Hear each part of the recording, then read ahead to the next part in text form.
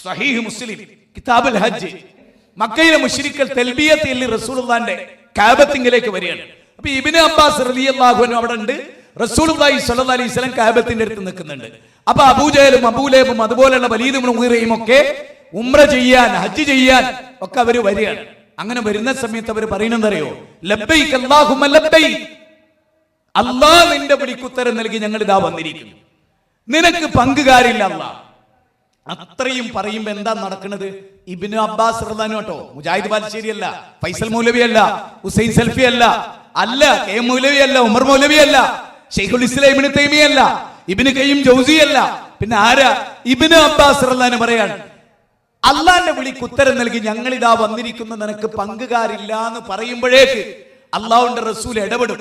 ഫയഖൂലു റസൂലുള്ളാഹി സ്വല്ലല്ലാഹു അലൈഹി വസല്ലം വൈലക്കും ഖത് ഖത്, റസൂലുള്ളാഹി അവരോട് പറയാണ്, മതി മതി മതി മതി, ബാക്കി പറയല്ലേ, വൈലക്കും നിങ്ങൾക്ക് നാശം, ബാക്കി പറയല്ലേ. എന്താണ് അവർ പറഞ്ഞിരുന്ന നാശകരമായ വാക്ക്? ഇന്ന് EK സുന്നികൾ ആ നാശകരമായ വാക്ക് ഒന്നുകൂടി കേട്ടോ. നബി പറയരുതെന്ന് പറഞ്ഞ വാക്ക് നിങ്ങൾ പറയുന്നു. അന്ന് അവർ നബിയെ ധിക്കരിച്ചു പറഞ്ഞ പോലെ, അബൂജഹൽ ധിക്കരിച്ചു പറഞ്ഞ പോലെ, വലീദ് ഇബ്നു മുഗീറ ധിക്കരിച്ചു പറഞ്ഞ പോലെ നിങ്ങളുടെ കൂട്ടത്തിലെ ആളുകൾ അത് പറഞ്ഞുകൊണ്ടേയിരിക്കുന്നു. നാശം എന്ന് നബി പറഞ്ഞ ആ വാക്ക് നിങ്ങൾ ഇപ്പോഴും പറയുന്നു. അതെന്താ? ഇല്ലാ ശരീകൻ ഹുവലക തംലികുഹു വമാ മലക. അല്ലാഹുവേ, നിനക്ക് ഒരു തരത്തിലുള്ള കൂറുകാരുണ്ട്. ആ കൂറുകാരുടെ പ്രത്യേകത എന്താ? അവരൊന്നും ഉടമപ്പെടുത്തുന്നില്ല.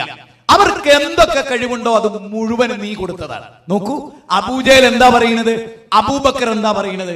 അല്ലാഹുവേ, നീ കൊടുത്ത കഴിവല്ലാത്ത ഒരു കഴിവും അവർക്കില്ല റബ്ബേ.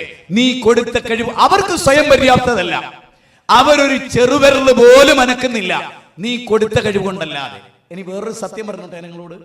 ഈ നമ്മുടെ കൂട്ടത്തിൽ ജീവിക്കുന്ന ഭാസ്കരൻ, സുരേന്ദ്രൻ, ദേവൻ, നരേന്ദ്രമോദി, ഈ നാട്ടിലെ ഹൈന്ദവര്, ഓരോ വിശ്വാസം എന്താ അറിയാം നിങ്ങൾക്ക്? ഓരോ വിശ്വാസം നമ്മളല്ല പറയേണ്ടത്, ഓരോ പറയേണ്ടത്. എന്താ ഓരോ വിശ്വാസം? ഹിന്ദുധർമ്മ പരിചയം എന്ന് പറഞ്ഞിട്ട് ഒരു പുസ്തകമുണ്ട്, ഹിന്ദുധർമ്മ പരിചയം. ആ പുസ്തകത്തിന്റെ 48ാമത്തെ ചാപ്റ്റർ 121ാമത്തെ പേജിൽ എന്താണ് അറിയുന്നത്? ഒരു ദേവിക്കോ ദേവനോ സ്വന്തമായൊരു കഴിവുമില്ല. ഒരു പുൽക്കൊടി നീക്കണമെങ്കിൽ സാക്ഷാൽ പടച്ചോൻ കഴിവ് കൊടുത്തിട്ടല്ലാതെ. ഒരു ഹൈന്ദവ പുസ്തകത്തിൽ എഴുതിയ വാചകാണ്. ശ്രീരാമ മഠം, പുറനാട്ടുകര, തൃശൂർ. ആ പുസ്തകം ഒന്നോ പലതോ എന്നാണ് അദ്ദേഹത്തിന്റെ പേര്. ഒന്നോ പലതോ അദ്ദേഹത്തിന്റെ പേര് തന്നെ. അതിലാ പറയണത് എന്ത്? ഹിന്ദുധർമ്മ പരിചയം എന്ന പുസ്തകത്തിലാ പറയണത് എന്ത്?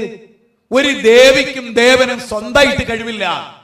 ആ ഒരു പുൽക്കൊടി നീക്കണമെങ്കിൽ സാക്ഷാൽ പ്രപഞ്ചനാഥൻ കഴിവ് കൊടുക്കണം. ഞാൻ ചോദിക്കുന്നു, മക്കാ മുശ്രിക്കുകളുടെ വിശ്വാസവും ഇന്ത്യയിലെ ഹൈന്ദവരുടെ വിശ്വാസവും സമസ്തയുടെ വിശ്വാസവും ഒന്നാണെന്ന് മനസ്സിലാക്കാൻ ഇനി ഞാൻ എന്ത് തെളിവാണ് നിങ്ങൾക്ക് ഉദ്ധരിച്ചു തരേണ്ടത്?